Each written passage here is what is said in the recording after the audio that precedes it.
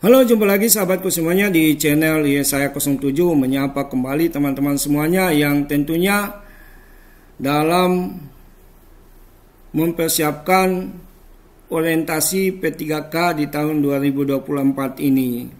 Untuk itu sebelum saya masuk kepada topik pembahasan, tidak lupa like, komen, dan subscribe channel Yesaya 07. Oke, kita langsung saja teman-teman. Di sini terdapat 3 poin di mana dalam orientasi P3K di tahun 2024 ini antara lain ada desain pembelajaran yang dimana digunakan berbasis aplikasi MOOC.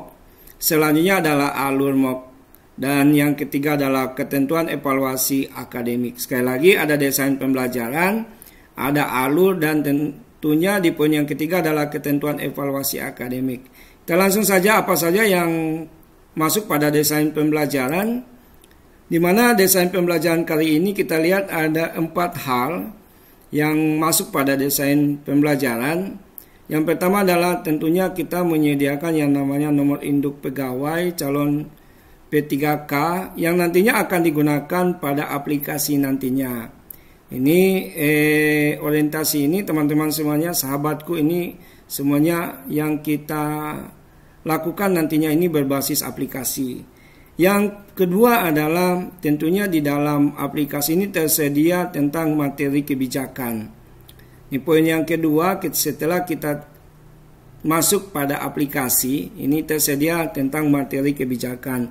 Yang ketiga adalah agenda pembelajaran. Agenda pembelajaran ini teman-teman sahabatku semuanya ini terdapat 3 poin. Yang pertama adalah tentunya ada video, ada infografisnya, dan tentunya ada presentasi interaktif. Jadi ada 3 agenda pembelajaran. Pada poin yang ketiga ini adalah tersedianya video, informasi, dan tentunya slide interaktif. Dan yang keempat adalah penilaian. Ini penilaian di mana ada sikap perilaku dan akademik. Ada 2 penilaian atau ada 2 evaluasi yang nantinya di tahap akhir atau yang dikenal dengan evaluasi mandiri. Ini ada sikap perilaku dan evaluasi akademik. Ini tiga tahapan ini harus kita lewati sampai dengan tahapan keempat adalah evaluasi. Sekali lagi, untuk desain pembelajaran ini tentunya kita masuk kepada aplikasinya. Ini login menggunakan NIP P3K. Selanjutnya di dalam aplikasi ini sudah tersedia tentang materi kebijakan, tentunya berbasis video juga ini. Yang ketiga adalah agenda pembelajaran, dan yang keempat adalah evaluasi di mana terdapat 2, sikap perilaku dan akademik. Itulah teman-teman sahabatku semuanya, inilah informasi tentang desain pembelajaran yang digunakan dalam orientasi P3K di tahun 2024 ini. Tentunya orientasi ini berbasis aplikasi. Selanjutnya teman-teman sahabatku semuanya, kita lihat alur yang akan kita selesaikan pada proses pembelajaran nanti. Yang pertama adalah ini ada login. Login kita masuk ke dalam aplikasi. Di dalam aplikasi tersedia pembelajaran di mana ada 2 poin penting yang harus kita ketahui. Di mana di sini ada materi kebijakan dan substansi atau kurikulum inti atau materi yang nantinya kita akan belajarkan. Dan yang ketiga di sini ada output. Output ada penilaian sikap dan tentunya penilaian akademik. Kita mulai dari login. Login tentunya teman-teman silakan menggunakan NIP untuk login ke aplikasi. Dan di dalam aplikasi ini teman-teman tersedia materi, ada 2 materi kebijakan, di mana terlihat di sini ada bentuk materi dan total trofi atau penghargaan untuk teman-teman semuanya ketika teman-teman telah menyelesaikan proses pembelajaran, di mana mulai dari sambutan kepala LAN, ini video 1 trofi, kebijakan ada 2, kebijakan pengembangan kompetensi dan pelatihan dasar calon P3K, ini bentuk video ada 2 trofi yang tentunya harus kita dapatkan teman-teman semuanya. Dan yang ke poin 2 di sini ini ada materi substansi. Materi substansi ini ada 3 agenda teman-teman. 3 agenda ini antara lain adalah sikap perilaku bela negara. Ini tersedianya bentuk materinya adalah modul dan presentasi. Masing-masing ini 9 tropi atau 9 poin ya ketika kita menyelesaikan satu agenda. Yang kedua adalah nilai-nilai dasar ASN. Nilai-nilai dasar ASN ini adalah sama, masih bentuk materinya masih menggunakan modul dan PowerPoint atau presentasi. Ini dapat 21 tropi. Selanjutnya di poin yang ketiga atau agenda ketiga adalah kedudukan dan peran ASN untuk mendukung terwujudnya smart governance. Ini teman-teman dapat 6 poin. Materinya masih sama menggunakan modul dan PPT. Dan kita lihat yang berikutnya adalah penugasan membuat resume. Dan terakhir adalah evaluasi akademik. Ini masing-masing memiliki 3 poin. Nantinya total dari materi kebijakan, materi substansi atau kurikulum inti, dan penugasan evaluasi akademik ini total tropinya ada 45. Jadi pastikan bahwa teman-teman semuanya telah menyelesaikan proses pembelajaran ini.